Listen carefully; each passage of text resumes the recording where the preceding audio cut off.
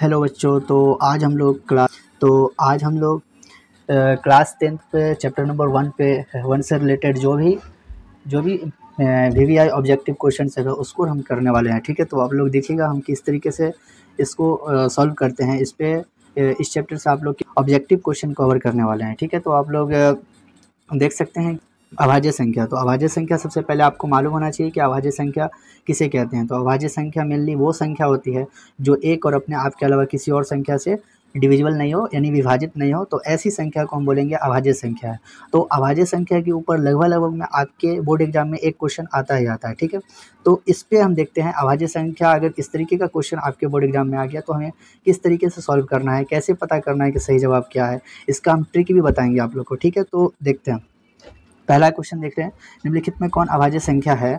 तो देखिए option number A में है 34 है। ऑप्शन नंबर ए में क्या है, 34 है। तो आप लोग देख सकते हैं 34 जो है से एक से डिविजिबल है और अपने आप से भी डिविजिबल है, बट ये 2 से भी डिविजिबल है। आप लोग इसको अगर 2 से भाग करके देखिएगा तो ये जो है से 2 से भी विभाजित हो जाती है। ठीक है, उसी प्रकार से अगर हम 34 को अगर हम 17 से भाग करके देखते हैं तो ये भी पूरा डिविजिबल हो जाता है। ठीक है, डिविजिबल का मतलब भाग करके देखिएगा तो ये पूरा डिविजिबल है। तो ये शर्त नहीं है अभाज्य संख्या का, ये शर्त है ये केवल एक और अपने आप के अलावा कोई और संख्या से डिविजिबल नहीं होना चाहिए। ठीक है, तो आप लोग समझ गए होंगे कि ऑप्शन नंबर ए जो है इसका सही जवाब नहीं होगा। ठीक है, तो ऑप्शन नंबर ए जो है गलत जवाब है। ऑप्शन नंबर बी की तरफ चलते हैं। तो ऑप्शन नंबर बी को आप लोग देख सकते हैं 43 है, और 43 देखिए 43 जो होता है वो एक और अपने आप के अलावा किसी और संख्या से डिविजिबल नहीं है। आप किसी भी टेबल में देखिए, 2 का टेबल है, 3 का टेबल है, 4 का टेबल है, ये किसी भी टेबल में आपको 43 नहीं मिलने वाला है। ठीक है, ये 1 और अपने आप के अलावा किसी से नहीं कटते हैं। तो हम बोल सकते हैं कि ऑप्शन नंबर बी जो है इस क्वेश्चन का सही जवाब है। तो इस क्वेश्चन का सही जवाब जो है वो ऑप्शन नंबर बी है। तो बी हो गया ये करेक्ट आंसर। ठीक है, तो आप लोग को हमें उम्मीद है कि आप लोग को पहला क्वेश्चन समझ में आ गया होगा। ठीक है, तो आइए हम अब नेक्स्ट क्वेश्चन की तरफ मूव करते हैं। जो हमारा नेक्स्ट क्वेश्चन है, तो नेक्स्ट क्वेश्चन जो है आप लोग देख सकते हैं नेक्स्ट क्वेश्चन क्या है। देखिएगा निम्नलिखित में कौन अभाज्य संख्या नहीं है। जैसे फर्स्ट क्वेश्चन में क्या था कि निम्नलिखित में कौन अभाज्य संख्या है, और इस क्वेश्चन में बोला गया है कि निम्नलिखित में कौन अभाज्य संख्या नहीं है। तो इस क्वेश्चन को किस तरीके से सॉल्व करेंगे वो देखिए। अब जो इसमें अभाज्य संख्या होगा उस पर टिक नहीं करना है, और जो अभाज्य संख्या नहीं होगा उस पर टिक करना है।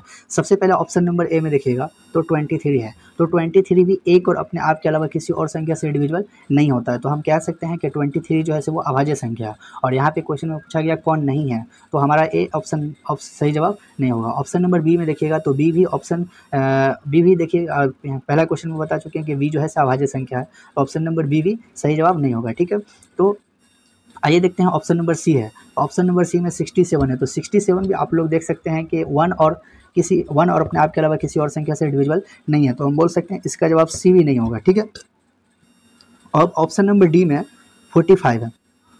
तो 45 क्या है, ये देखिए 1 और अपने आप के अलावा इसको अगर हम 3 से डिविजिबल करेंगे तो ये डिविजिबल हो जाएगा। अगर 5 से डिविजिबल करेंगे इसको तो हो जाएगा, ये 15 से भी हो जाएगा।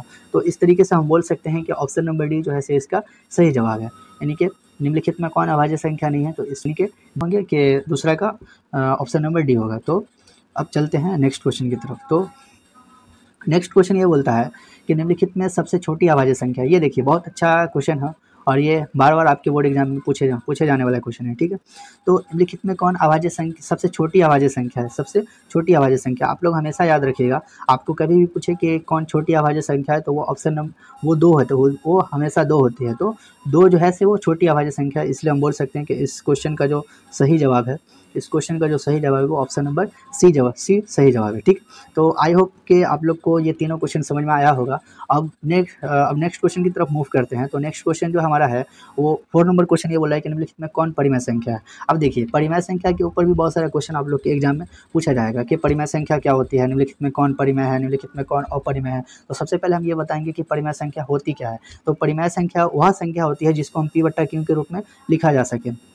ठीक है, एक ऐसी संख्या जिसको हम p/q के रूप में लिख सकते हैं, जहाँ क्यू जो है से बराबर 0 नहीं होना चाहिए। ठीक है, तो समझ में आ गया होगा आप लोग को कि परिमेय संख्या क्या होती है। तो देखिए परिमेय संख्या बेसिकली क्या होती है, आपको रूट वाली संख्या में दिया रहेगा, तो रूट में कैसे पता करना है कि परिमेय है या नहीं है। तो आप देखिए ऑप्शन नंबर ए की तरफ हम सबसे पहले चलते हैं। तो ऑप्शन नंबर ए में दिया हुआ है रूट अंडर में 45, तो 45 को बताना है कि क्या ये परिमेय संख्या है। तो देखिए बेसिकली रूट में जो दिया रहेगा संख्या, तो उसको हम वैसी संख्या को रूट की वैसी संख्या को हम परिमेय संख्या बोलेंगे जिसका रूट से पूरा वर्गमूल निकल जाएगा। ठीक है, जैसे कि 45 देखिए 45 का अगर हम गुणनखंड निकालेंगे, गुणनखंड निकालेंगे तो ये देखिए गुणनखंड करने पर हम इसको देखिए 3 से लगाए तो यहाँ से 15 आएगा, फिर यहाँ से 3 से लगाए तो यहाँ से 5 आएगा। तो यानी कि इसको रूट के अंदर में 3 × 5 लिख सकते हैं। अब रूट के अंदर में आप लोग को मालूम होगा कि 2 संख्या रहती है तो एक बाहर निकलता है। तो देखिए 2 3 है तो एक निकल गया, लेकिन रूट 5 नहीं निकलेगा। जब ये रूट 5 नहीं निकलेगा तो रूट वाली संख्या को हम परिमेय संख्या नहीं बोलेंगे। तो जब ये रूट 5 नहीं निकलेगा तो ये परिमेय संख्या नहीं होगा। मतलब जब ये परिमेय संख्या नहीं हुआ तो 45 भी परिमेय संख्या नहीं होगा। यानी इसका मतलब यह है कि ऑप्शन नंबर ए जो है इसका रॉन्ग आंसर है। ठीक है, तो अब चलते हैं ऑप्शन नंबर बी की तरफ। अब देख सकते हैं ऑप्शन नंबर बी में क्या दिया हुआ है। ऑप्शन बी में दिया हुआ है √36 है, 36 है। तो आप देखिए यहाँ पे क्या होगा, 36 का तो 6 बाहर निकल जाएगा रूट से, लेकिन 6 का रूट से बाहर नहीं निकलेगा, क्योंकि इसका गुणनखंड जो होता है वो 2 × 3 होता है। तो यहाँ पे ना ही 2 बाहर निकलेगा ना ही 3 बाहर निकलेगा। तो हम बोल सकते हैं कि ये भी जो है से अपरिमेय संख्या, यानी कि परिमेय संख्या नहीं है, यानी ऑप्शन नंबर बी भी गलत आंसर है। ठीक है, अब ऑप्शन नंबर सी की तरफ मूव करते हैं।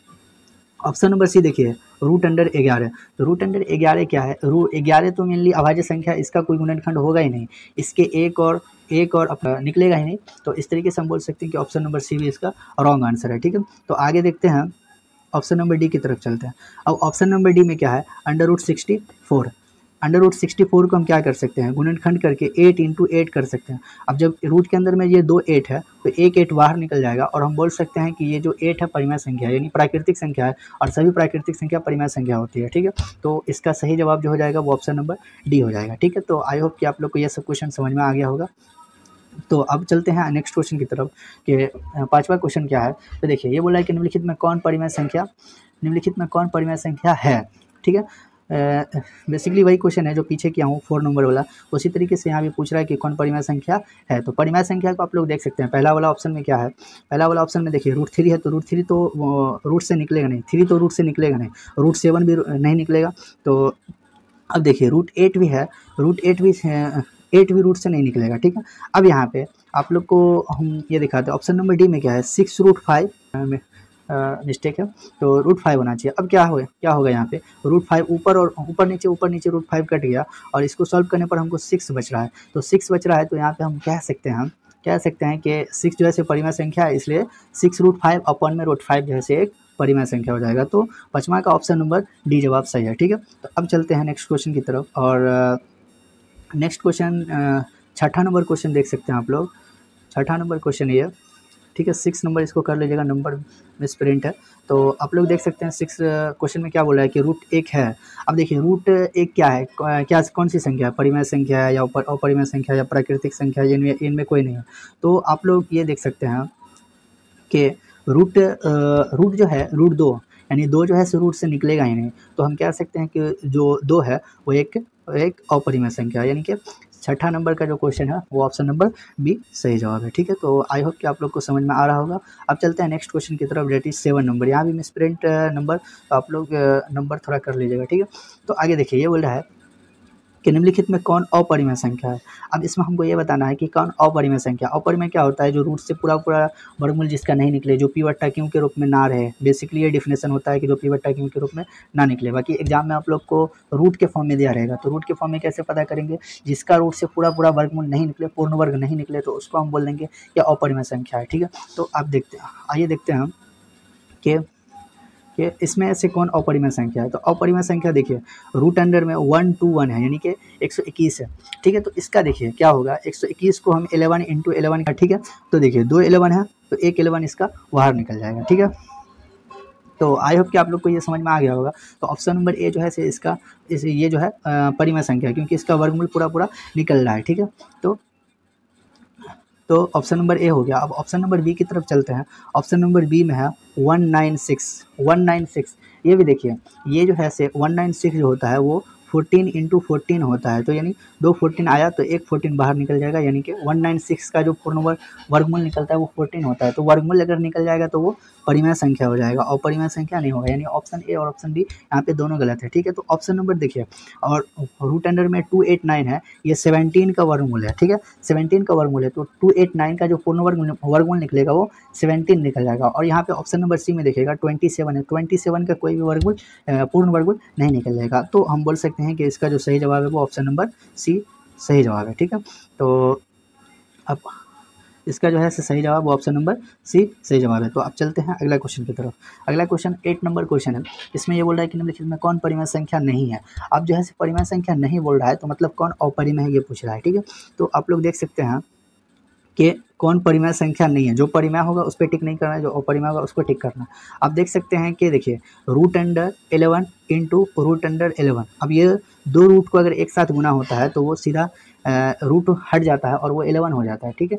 तो रूट 11 और रूट 11 को गुना करने पर हमको 11 आ जाएगा, और 11 जो है से वो परिमेय संख्या है, तो इसको हमको टिक नहीं करना है, ये सही जवाब हमारा नहीं है। अब ऑप्शन नंबर बी की तरफ चलते हैं। तो ऑप्शन नंबर बी में देखिए 64/8 है ये, ठीक है, 64/8 है। अब यहाँ पे देखिए 64 का तो 8 रूट से निकल रहा है, लेकिन रूट 8 का नहीं निकलेगा। देखिए 8 जो है से अंडर रूट में ही रह जाएगा। अगर इसको हम गुणनखंड करके देखेंगे तो 2 इंटू 2 इंटू 2 आएगा, यानी कि अंडर रूट के अंदर में 2 इंटू 2 इंटू 2 आएगा। तो यहाँ से एक ही 2 निकलेगा, लेकिन एक 2 अंदर रह जाएगा। तो हम बोल सकते हैं कि ये एक अपरिमेय संख्या है, ये एक अपरिमेय संख्या है। तो अंडर रूट 64/8 भी अपरिमेय संख्या हुआ। तो हमारा सही जवाब जो है option number B is a correct answer, ठीक है। अब देख सकते हैं ऑप्शन नंबर सी में है रूट अंडर 100 है, तो 100 का वर्गमूल 10 निकल जाता है। रूट अंडर 625 है तो इसका 25 निकल जाता है, ठीक है। तो इस तरीके से बहुत सारा क्वेश्चन आप लोग के बिहार बोर्ड में पूछा जाएगा, ठीक है।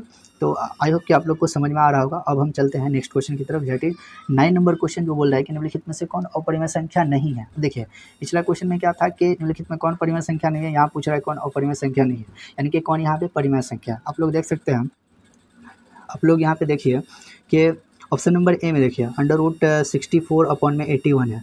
तो यहाँ आप लोग ये देख सकते हैं कि 64 का 8 निकल जाएगा और अपरिमेय संख्या नहीं है। 8/9 जो है से अपरिमेय संख्या नहीं है, तो इसका सही जवाब ए ऑप्शन हो जाएगा, ठीक है। आप लोग को समझ में आ रहा होगा। अब अगला क्वेश्चन की तरफ चलते हैं। तो ये बोल रहा है कि निम्नलिखित में से कौन अपरिमेय संख्या है। अब जो अपरिमेय संख्या उस पर टिक करना है, जैसे कि अंडर रूट के अंदर में 36/64 है। तो आप ये देख सकते हैं कि अपरिमेय संख्या, ये तो परिमेय संख्या क्योंकि 36 का 6 बाहर निकल रहा है और 64 का 8 बाहर निकल रहा है, तो ये परिमेय संख्या है। हमको पूछ रहा है कौन अपरिमेय, तो ये ऑप्शन नंबर गलत हो जाएगा, ठीक है। तो अब देखिए ऑप्शन नंबर बी को देखिए, तो ऑप्शन नंबर बी को आप लोग देख सकते हैं रूट अंडर 3 है, तो रूट अंडर 3 तो 3 का तो कोई वर्गमूल निकलेगा नहीं, तो ऑप्शन नंबर बी इसका सही जवाब होगा, ठीक है। तो आगे नेक्स्ट क्वेश्चन की तरफ चलते हैं। अब ये देखिए ये बहुत इंपॉर्टेंट क्वेश्चन है, इस तरीके का क्वेश्चन आप लोग के क्वेश्चन बिहार बोर्ड में रहेगा, और ये 2021 का देखिए पूछा हुआ क्वेश्चन है, ठीक है।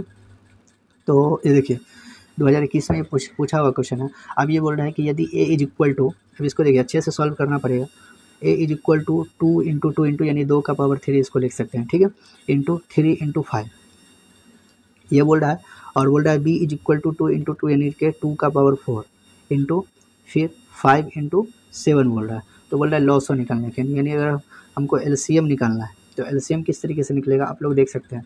देखिए अभाज्य गुणनखंड विधि द्वारा एलसीएम इस तरीके से निकाला जाता है कि सबसे पहले जो भी संख्या का सबसे ज़्यादा पावर रहेगा उसको उतार देना है। जैसे कि 2 का पावर 4 है यहाँ पे, ठीक है, तो 2 का पावर 4 को हमने सबसे पहले उतार दिया। अब यहाँ पे 2 का पावर 3 को नहीं उतारना है, ठीक है। उसके बाद बाकी जो संख्या बची उसको उतार देना है, जैसे इनटू करके मल्टीप्लाई करके उतारते चले जाएंगे। जैसे सबसे पहले जो भी संख्या का पावर ज़्यादा रहेगा उसको उतार देना है, ठीक है। जैसे 2 का पावर 4 है तो पहले उतार दिए। अब यहाँ पे 2 का पावर 3 नहीं उतरेगा क्योंकि 2 का पावर 4 में ही वो 3 आ गया, ठीक है। तो अब जो भी संख्या बचा है, जैसे कि 3 बच गया एक, अब ये देखिए 5 बच गया है। अब 2 5 है, दोनों में एक 5 है, तो कोई एक ही 5 को उतारेंगे, यानी दोनों जरूरी नहीं है दोनों को उतारना, ठीक है।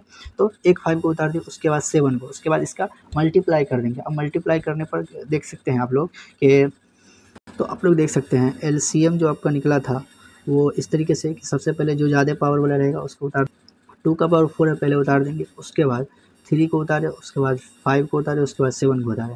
आप देख सकते हैं 2 का पावर 4 है, 4 को सॉल्व करेंगे तो 16 आएगा। यहाँ पे देखिए 3 और यहाँ पे देखिए इसको गुना करके पहले लिख देंगे 35 हो गया। अब देखिए यहाँ पे 16 इंटू 35 को अगर 3 से गुना करेंगे तो 105, और ये इसको गुना करने पर जो है वो आ जाएगा 1680 यानी 1680। तो अब देखिए 1680 किन कौन सा ऑप्शन में है, तो ये ऑप्शन नंबर डी इसका सही जवाब हो गया, आ गया होगा। ठीक है, तो अब चलते हैं नेक्स्ट क्वेश्चन की तरफ। और नेक्स्ट क्वेश्चन हमारा क्या है कि 45 तथा 60 का मौसो क्या होगा। देखिए मौसो लौसो पर भी आप लोग के बिहार बोर्ड में क्वेश्चन रहता है। ठीक है, तो सबसे पहले इसका मौसो निकालते हैं। तो मौसो निकालने के लिए क्या करते हैं, बड़ी वाली संख्या को छोटी संख्या से इस तरीके से भाग करेंगे। ठीक है, तो देखिए 45 बन जाए 45, यहाँ से 15 आएगा, 15 को फिर यहाँ से 45 लिखेंगे, फिर 15 3 जा 45। अब यहाँ से देखिए ये देखिए पूरा कट गया। तो अब यहाँ से हम बोल सकते हैं कि इसका जो HCF यानी मौसो निकलेगा वो निकलेगा 15 निकल जाएगा। तो देखिए 15 जो है ऑप्शन नंबर डी में, तो 11 का जो है वो ऑप्शन नंबर डी जो करेक्ट आंसर हो जाएगा। ठीक है, अब चलते हैं अगला क्वेश्चन की तरफ। अगला क्वेश्चन क्या बोल रहा है, 13 नंबर क्वेश्चन क्या बोल रहा है कि सह अभाज्य संख्या कौन है। तो देखिए सह अभाज्य संख्या का मौसो होता है। 13 नंबर क्वेश्चन में क्या बोला है कि सह अभाज्य संख्या का मौसो क्या है। तो अब देखिए सबसे पहले हम समझते हैं कि ये सह अभाज्य संख्या होती क्या है। तो सह अभाज्य संख्या जो है संख्याओं का एक ऐसा जोड़ा होता है जिसका मौसो हमेशा एक निकलेगा। यानी कि देखिए इसका डेफिनेशन में ही इसका आंसर छुपा हुआ है। आप इसका डेफिनेशन जानिएगा, सह अभाज्य संख्या को पहचानिएगा कि सह अभाज्य संख्या क्या होता है, तो इसके डेफिनेशन में ही इसका आंसर छुपा हुआ है। तो बोल रहा है कि देखिए सह अभाज्य क्या है, तो संख्याओं का एक ऐसा जोड़ा जिसका मौसो एक निकले उसको हम सहअभाज्य संख्या कहेंगे। तो देखिए उसका उल्टा करके पूछ रहा है सहअभाज्य संख्या का मौसो क्या होगा, तो ऑप्शन नंबर बी हो जाएगा। ठीक है, तो आई होप कि आप लोग को ये क्वेश्चन भी समझ में आ गया होगा। अब चलते हैं अगला क्वेश्चन की तरफ। और अगला क्वेश्चन भी बहुत इंपॉर्टेंट क्वेश्चन है आप लोग के एग्जाम के पॉइंट ऑफ व्यू से। आप लोग देख सकते हैं कि सबसे पहले बोल रहा है 2 10 एंड 20 के लॉसो और मौसो का अनुपात यानी रेशियो निकालने के लिए बोल रहा है। सबसे पहले जो भी संख्या दिया हुआ है उसको हम पहले उतार लेंगे। जैसे 2 है, 10 है, उसके बाद 20 है। ठीक है, अब क्या करेंगे, लॉसो और मौसो निकालने के लिए सबसे पहले इसका अभाज्य गुणनखंड करेंगे। तो अभाज्य गुणनखंड करने पर 2 का 2 1 2, और उसके बाद यहाँ पे 2 × 5, उसके बाद ये देखिए 2 × 2 × 5 हो जाएगा। ठीक है, तो अब देख सकते हैं कि इसका कुछ इस तरीके से अभाज्य गुणनखंड निकल गया है। तो अब यहाँ से हम सबसे पहले मौसो निकाल लेते हैं, मौसो निकाल लेते हैं। अब देखिए मौसो हम कैसे निकालेंगे, मौसो जो है अभाज्य गुणनखंड करने के बाद जो संख्या तीनों में सेम आता है, जैसे कि समानुपाती आता है, तीनों में बराबर आती है, तो वैसी संख्या को हम मौसो बोलेंगे। जैसे इसमें देख सकते हैं आप लोग 2 को देखिएगा तो 2 एक ऐसी संख्या जो तीनों में है, तो हम बोल सकते हैं कि इसका मौसो जो है वो 2 निकला। ठीक है, इसका लॉसो की बात करते हैं। तो अब देखिए लॉसो जो है किस तरीके से निकलेगा। देखिए सबसे पहले 2 सबसे ज़्यादा जो है 20 के अभाज्य गुणनखंड में है 2 × 2 यानी 2 का पावर 2। तो सबसे पहले इसको उतारेंगे, उसके बाद ये 2 सबको नहीं उतारेंगे, उसके बाद जो बची हुई संख्या उसको उतार देंगे। जैसे 5 एक बच गया, अब ये दोनों 5 में से कोई एक संख्या को यहाँ पे उतार देंगे, दोनों को उतारने की जरूरत नहीं है। ठीक है, अब इसको हम सॉल्व करने पर 2 का पावर 2 होता है 4 × 5 जो कि हो जाएगा 20। तो आप लोग यहाँ से देख सकते हैं कि लॉसो इसका 20 निकल गया, मौसो इसका 2 निकल गया। अब हम यहाँ से इसका अनुपात निकालेंगे। सबसे पहले देखिए लॉसो जो बचा था, देखिए लॉसो जो हमारा निकला था वो 20 निकला था, और मौसो जो निकला था वो हमारा 2 निकला था। ठीक है, तो अब इसका रेशियो बोल रहा है, तो लॉसो बटे सबसे पहले लॉसो बोल रहा है, तो लॉसो वाला को पहले लिखेंगे, उसके बाद रेशियो निकालना है मतलब भाग करना है बट्टे, उसके बाद मौसो, तो मौसो 2 है, तो ये देखिए 2 10 जा 20। ठीक है, तो ऊपर में 10 बचा, नीचे में 1 बचा। अब देखिए तो यहाँ पे 10/1 आया है, तो इसको हम लिख सकते हैं कि 10:1।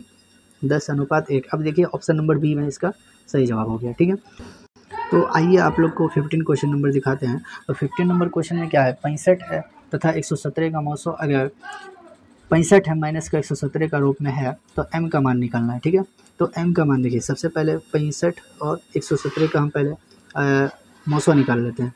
तो इसका मौसो निकालने के लिए आप लोग देख सकते हैं इसको इस तरीके से भाग करेंगे, तो 65 और यहाँ से देखिए 1 मिनट 52, फिर यहाँ से फिर 65, अब यहाँ से 1 मरते हुए लगेगा, तो फिर 52, यहाँ से देखिए 30 और फिर यहाँ पे 1 13 आ गया, फिर देखिए फिर 52 आया तो 4 मरते हुए लगेगा, तो ये 52 और ये पूरा पूरा कट गया। तो आप लोग देख सकते हैं कि ये दोनों संख्या का जो है, ये दोनों संख्या का अगर हम मौसो निकालें हैं तो मौसो जो है से इसका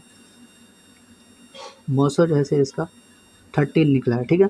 तो हम कह सकते हैं कि 65m माइनस का 117 इज इक्वल टू 13, ठीक है। तो यहाँ से इसको सॉल्व करने पर हमको ये पता चलता है कि 65m इज इक्वल टू 13 और 117 अगर प्लस से उधर गया तो माइनस से उधर गया तो 117 और यहाँ से 65m इज इक्वल टू, अब इसको जोड़ेंगे तो 130।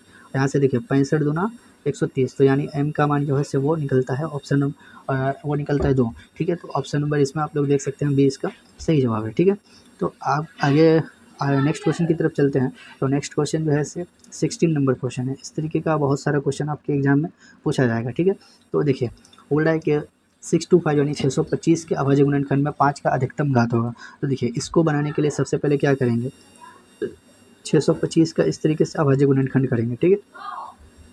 अब करके देखते हैं। तो ये देखिए ये 1 से लगेगा, 5 से पहले लगेगा, उसके बाद 5 से लगने के बाद ये जो हो जाएगा 125 आएगा, फिर 5 से लगेगा, फिर 25 आएगा, फिर 5 से लगेगा, फिर 5 आएगा, ठीक है। तो आप लोग देख सकते हैं कि 625 का जो मैंने अभाज्य गुणनखंड किया, 625 का अभाज्य गुणनखंड, तो आप लोग देखिए 1 2 3 4, तो जो 5 आया वो 4 मरतबा आया। तो वही पूछ रहा है अधिकतम घात क्या होना चाहिए, तो 5 का जो अधिकतम घात आएगा वो 4 आएगा, ठीक है। तो ऑप्शन नंबर डी इसका सही जवाब हो गया। तो आई होप कि आप लोग को ये क्वेश्चन भी समझ में आ गया होगा। अब चलते हैं अगला क्वेश्चन की तरफ। तो जो 17 नंबर क्वेश्चन है, अब देखिए जैसे 625 यानी 625 में क्या पूछ रहा था, 5 का घातांक पूछ रहा था, और इसमें पूछ रहा है कि 192 के अभाज्य गुणनखंड में 2 का घातांक क्या है। तो 192 का भी अभाज्य गुणनखंड, 192 का मैंने अभाज्य गुणनखंड किया अगर, तो ये 2 से लगाएंगे तो देखिए तो कुछ इस तरीके से लगेगा, फिर 2 से लगाएंगे अगर तो फिर 48, फिर 2 से लगा तो फिर 24, अगर फिर 24 को यहाँ पे लगाते हैं तो फिर 12, फिर 12 को लगाएंगे तो 6, फिर 12 को लगाएंगे तो 6 को लगाएंगे तो 3, ठीक है। तो आप लोग देख सकते हैं यहाँ पे कि अगर हम 192 यानी 192 का अभाज्य गुणनखंड करेंगे तो कुछ इस तरीके का आएगा। अब इसमें हमको पूछ रहा है कि 2 का घातांक क्या है। तो देखिए 1 2 3 4 5 6, तो 6 टाइम जो है से वो हमारे पास 6 आया है। तो मतलब 2 का जो घातांक है वो 6 है। ऑप्शन नंबर सी इसका सही जवाब होगा, ठीक है। तो आप लोग को समझ में आ गया होगा। और अगला क्वेश्चन की तरफ देखते हैं। तो अगला क्वेश्चन जो बोलता है वो बोल रहा है कि 2 लगातार संख्याओं का मौसो होगा। तो हमेशा याद रखिएगा कि अगर लगातार कोई संख्या है, अगर उसका मौसो बोला निकालने के लिए तो वो ए हो जाएगा, एक निकलेगा उसको। तो इसका जो है सही जवाब है ऑप्शन नंबर बी। तो आप लोग को समझ में आ गया, ठीक है।